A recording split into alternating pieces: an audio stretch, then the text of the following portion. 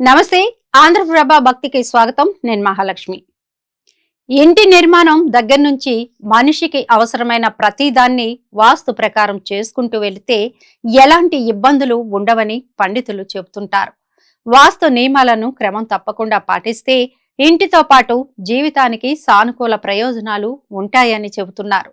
వాస్తు శాస్త్రం ఇంటి దిశ, వస్తువులకు సంబంధించిన నియమాలనే కాకుండా మన ఖర్చులను నియంత్రించగల మన పర్సుకు సంబంధించిన చిట్కాలను కూడా తెలియజేసింది. ఇప్పుడు వాటి గురించి తెలుసుకుందాం.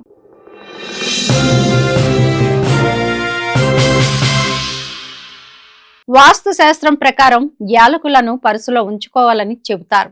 కాబట్టి యాలకులను పర్సులో ఎందుకు ఉంచాలో, వాస్తు ప్రకారం దాని ప్రయోజనాలు ఏంటో తెలుసుకుందాం. ఖర్చులను పూర్తిగా నియంత్రించడంలో యాలకులు సహాయపడతాయి. నిజానికి యాలకుల నుంచి వెలువడే సువాసన మన వైపు సానుకూల శక్తిని ఆకర్షిస్తుంది. ఇది జీవితంలో మన వైపు డబ్బు ప్రవాహాన్ని మెరుగుపరుస్తుంది.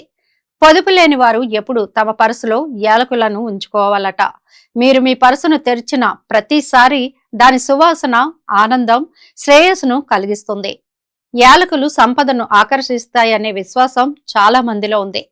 మీరు వ్యాపారంలో లాభం పొందకపోతే మీ పర్సులో యాలకులను ఉంచుకుంటే మీకు సంపద వస్తుంది. మీరు తరచుగా చెడు దృష్టికి గురవుతుంటే మీ పర్సులో ఒక యాలకులను ఉంచుకోవాలి.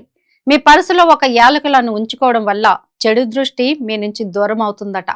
ఇది చెడు దృష్టి నుంచి మిమ్మల్ని రక్షిస్తుంది కూడా. చిరిగిన పర్సును ఎప్పుడూ ఉపయోగించకూడదు. అలాగే పాత నోట్లను దానిలో ఉంచకూడదు. కాలానుగుణంగా శుభ్రం చేయడం ముఖ్యం.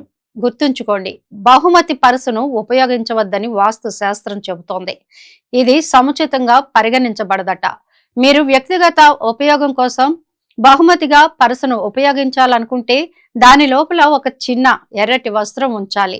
ఈ పరిహారం మీ జీవితంలోకి ఎటువంటి ప్రతికూలత ప్రవేశించకుండా నిరోధిస్తుంది.